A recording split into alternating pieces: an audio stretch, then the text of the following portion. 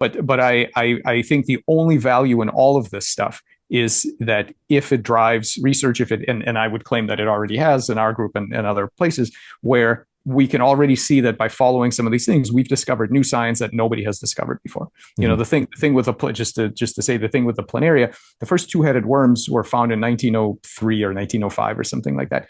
In 100 years between that and 2008, when we were the first to do it, nobody recut them. To my knowledge, nobody ever recut them to see what would happen, because it was completely obvious. Because, well, the genetics say one head, why, then of course it'll go back to normal if you cut them. Yeah, but it was not, you couldn't, with the standard view, you could not see this experiment with the standard view, right? And there's tons of stuff like that.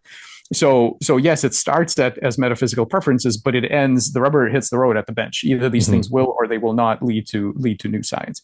And so, I think also it's very important that we understand it isn't about explaining after the fact, because you see, you can always tell a molecular story if you're so inclined. So somebody sees the two-headed planarian and go, oh, well, yeah, I turned on some genes to make a head and with eyes. And I mean, yeah, that has a molecular explanation. Right. I'm not saying it's magic. When you look underneath a hood, you're never going to see fairies. It's always going to be chemistry. But there's a difference between after somebody's done something new saying, yeah, I suppose that's consistent with the laws of physics. Great. That's not what we're looking for. We're looking for frameworks that would help you find the new thing that you otherwise would never have found. And so I think it's really, it's really important that we, going back to this name thing, the reason I start talking about this as platonic space is I want to be clear with people. This isn't new. This isn't some new crazy thing that I invented. This has been with us for the longest time. Plato and Pythagoras especially have been on top of this and some Eastern thinkers, of course, for a very long time. The mathematicians already knew this. In Newton's boring classical universe, that was already haunted by the non-physical laws of mathematics, that certain physics is the way it is because of mathematical truth. So, we already knew all this. And so now the only question was evolution blind to this? Has evolution somehow failed to notice that you can exploit these amazing free gifts that you don't need to, that are very useful, but you don't need to evolve them? I don't believe for a second that evolution was failed to notice this. It uses this all over the place.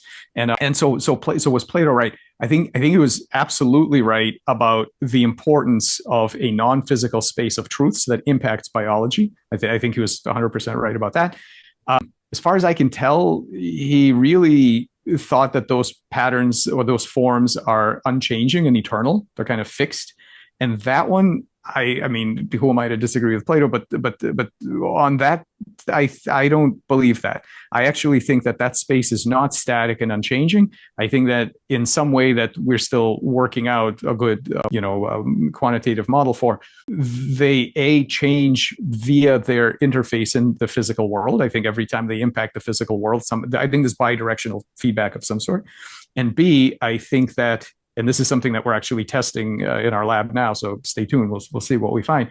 I actually think there's some compute that gets done in that space. I don't think all the compute gets done in our space here. I think that everything that we know about the computer science, the Turing model and algorithms and all of that, I think that's a model of the front end interface. It's not a model of the whole thing.